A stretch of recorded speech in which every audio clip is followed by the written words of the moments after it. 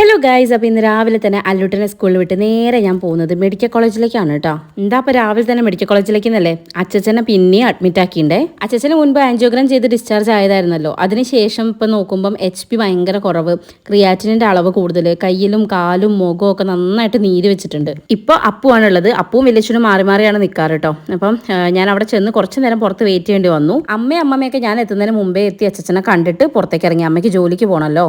അങ്ങനെ അവർ പുറത്ത് വരുമ്പം അപ്പു അവരുടെ അടുത്ത് പാസ് കൊടുത്തു വിട്ടു. ആ പാസ് വെച്ചിട്ടാണ് ഞാൻ പിന്നെ തിരിച്ചു കയറിയത് കേട്ടോ. അമ്മമ്മയ്ക്കും ചെക്കപ്പ് ഇന്ന് തന്നെയായിരുന്നു കേട്ടോ. പിന്നെ ഞാനാണെങ്കിൽ രാവിലെ ഒന്നും കഴിക്കാണ്ടായിരുന്നു പോയിട്ടുണ്ടായിരുന്നു. അപ്പോൾ അതിൻ്റെ ഉള്ളിൽ ചെന്ന് കഴിഞ്ഞാൽ എനിക്ക് തലകറക്കൊന്ന് പേടിച്ച് ഞാൻ അവിടുന്ന് ഭക്ഷണം കഴിച്ചിട്ടാണ് തിരിച്ചു കയറിയത്.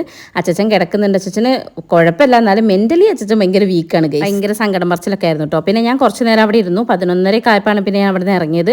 തിരിച്ചു വരുന്ന വഴിക്ക് കുറച്ച് സാധനങ്ങളൊക്കെ വാങ്ങിക്കാണ്ടായിരുന്നു. അതൊക്കെ വാങ്ങിച്ചിട്ട് പിന്നെ കെട്ടാങ്കൽ തന്നെ ഉണ്ടായിരുന്നു. അപ്പോൾ അവൻ്റെ കൂടെ തിരിച്ച് വീട്ടിലേക്ക് പോയിട്ടാ. അപ്പം അച്ഛന് വേഗം ഓക്കെ ആവാൻ വേണ്ടി എല്ലാവരും പ്രാർത്ഥിക്കുക. ബൈ.